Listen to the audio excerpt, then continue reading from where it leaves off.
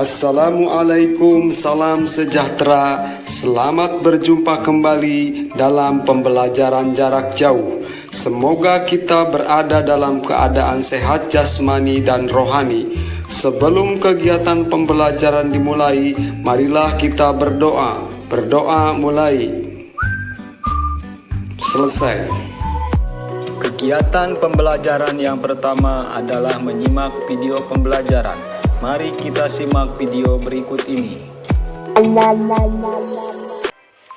Apakah kamu ingin menjadi seorang pemimpin? Kemampuan apa yang sudah kamu miliki? Apakah kemampuanmu akan bermanfaat bagi anggota? Apabila kamu ingin menjadi seorang pemimpin, kamu harus tahu siapa dirimu, apa kelebihan dan kekuranganmu. Hal ini akan bermanfaat agar kamu tahu kemampuan apa yang harus kamu kembangkan. Kamu bisa belajar tentang kebutuhan dasar seorang pemimpin dari cerita di bawah ini. Bacalah dalam hati teks berikut ini. Judul bacaan yaitu Semut dan Belalang.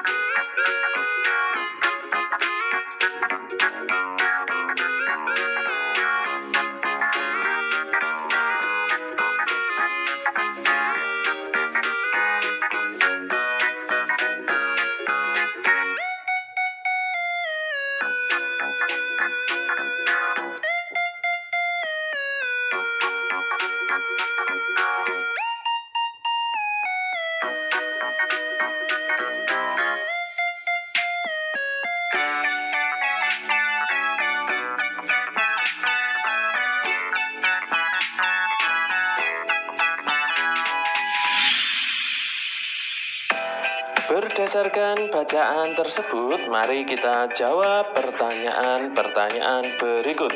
Yang pertama, apa yang dilakukan sekelompok semut? Mengapa mereka harus melakukannya? Yang kedua, bagaimana menurutmu sikap belalang? Yang ketiga, bagaimana cara semut bekerja? Yang keempat, nilai-nilai baik apa yang bisa kamu teladani dari cerita di atas? Tulislah jawabanmu pada bagan berikut ini. Tuliskan jawaban pada nomor yang sesuai. Yang pertama, apa yang dilakukan kelompok semut? Mengapa mereka harus melakukannya? Kelompok semut tersebut sedang bekerja mengumpulkan bahan makanan untuk bekal persediaan. Para semut melakukan hal tersebut karena pada musim dingin sulit untuk mencari makanan. Jadi mereka mencari makanan saat makanan berlimpah.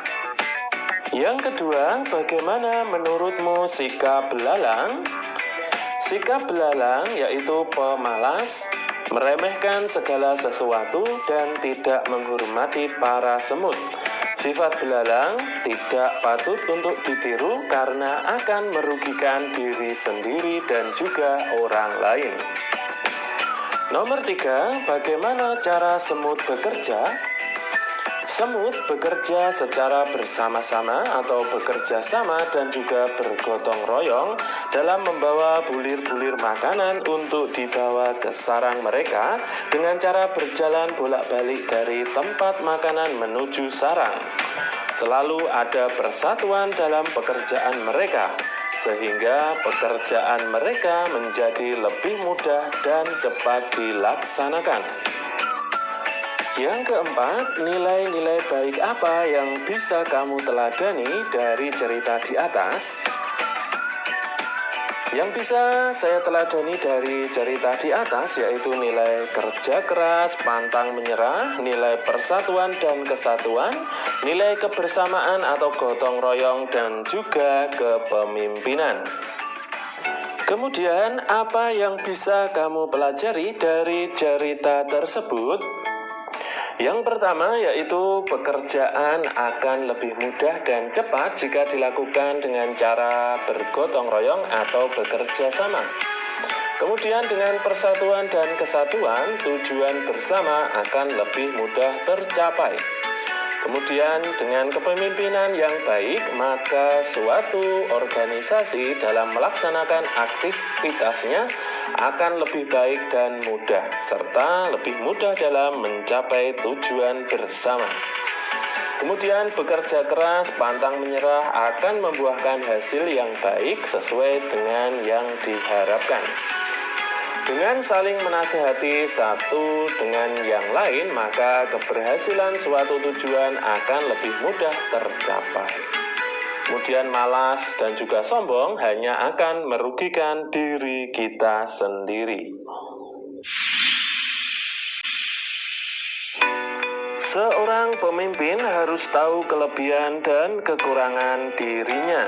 Semut mencontohkan kondisi dirinya yang tidak bisa bekerja di musim dingin.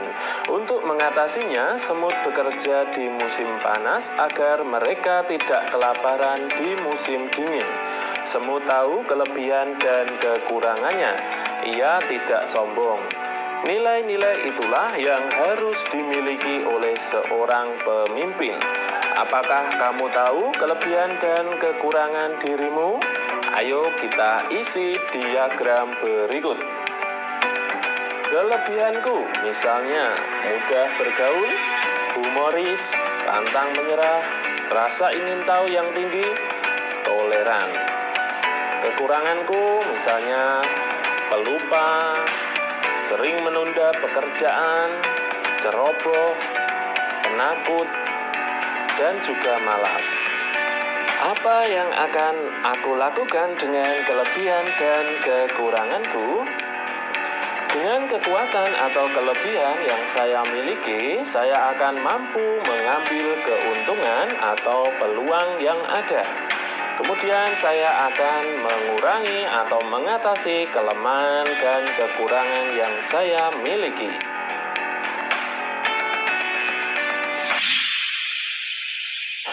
Menyadari kekurangannya, semut hidup dengan bergotong royong. Mereka sadar bahwa tidak mungkin dapat mengumpulkan makanan tanpa bekerja sama. Catatlah beberapa kegiatan yang membutuhkan gotong royong di sekolahmu. Bandingkan hasilnya dengan teman sebelahmu. Kegiatan di sekolah yang membutuhkan gotong royong antara lain yaitu gotong royong dalam piket kelas. Kemudian gotong royong dalam persiapan upacara bendera. Kemudian juga gotong royong dalam mengerjakan tugas kelompok. Gotong royong juga diperlukan dalam mengumpulkan dana untuk korban bencana. Kemudian gotong royong dalam melaksanakan kebersihan, keamanan, ketertiban, keindahan, dan kekeluargaan di sekolah. Kemudian alasannya mengapa diperlukan gotong royong dalam piket kelas?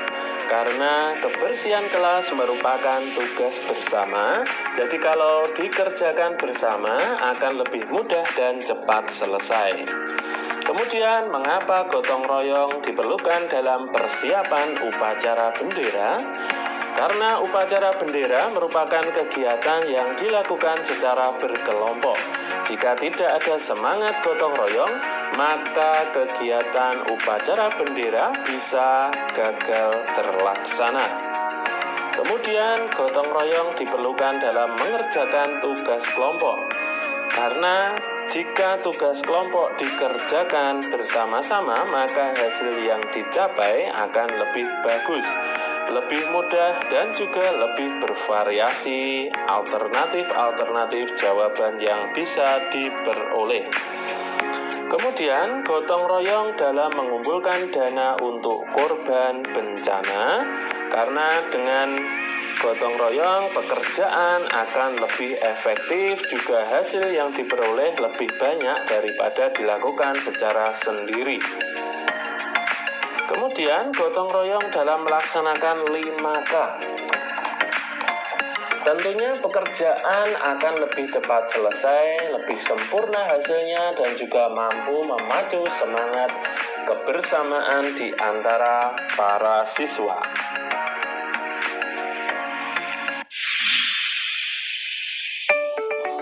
Tahukah kalian tentang koperasi? Bagaimana orang-orang di dalamnya bekerja? Apa manfaatnya bagi anggota? Ayo kita baca teks berikut dalam hati dan pahami maknanya. Judul bacaan ini yaitu Sejahtera Bersama Koperasi.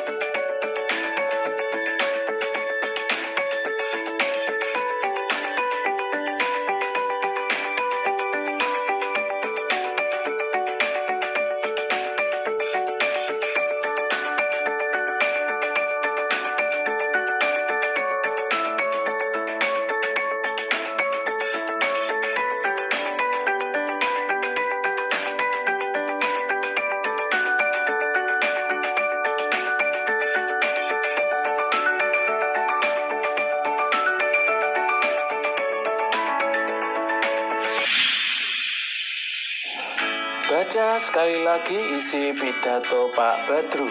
Tuliskan pesan-pesan yang kamu temukan. Pesan-pesan yang saya temukan dari teks pidato Pak Badru yaitu yang pertama, koperasi didirikan untuk meningkatkan kesejahteraan bersama para anggota. Kemudian anggota koperasi mempunyai hak dan kewajiban yang sama dalam menikmati keuntungan koperasi. Kebersamaan dan kekeluargaan merupakan modal paling penting dalam koperasi.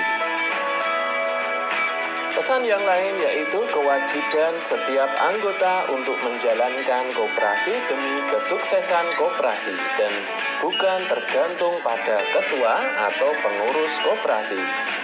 Koperasi digunakan untuk memenuhi kebutuhan anggotanya sehingga setiap anggota koperasi akan berkembang rasa kepeduliannya.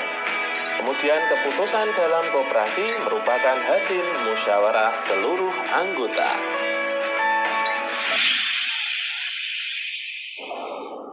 Pidato Pak Badru di dalam teks sungguh menggugah. Bisakah kamu membuat teks pidato seperti itu?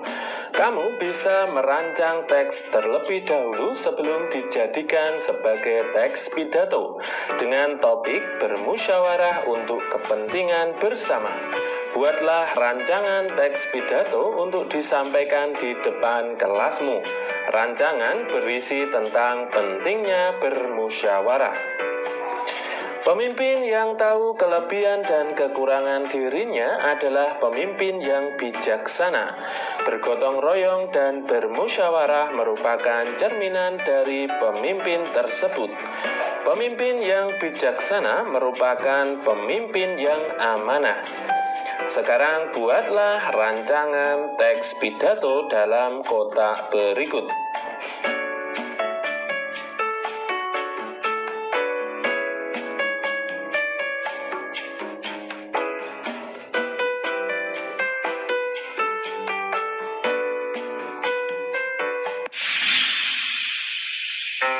Nah, anak cerdas, itu tadi adalah materi tema 7 kepemimpinan, subtema 3, ayo memimpin, pembelajaran yang pertama. Selanjutnya, tugas kalian mengisi setiap kolom pada pembelajaran 1 berikut ini.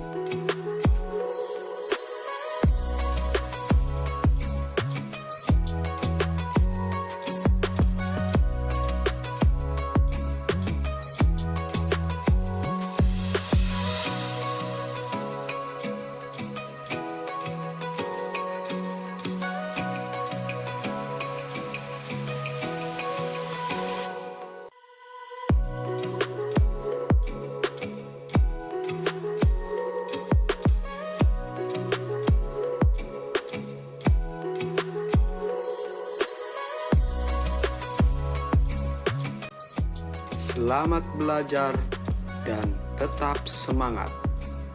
Terima kasih.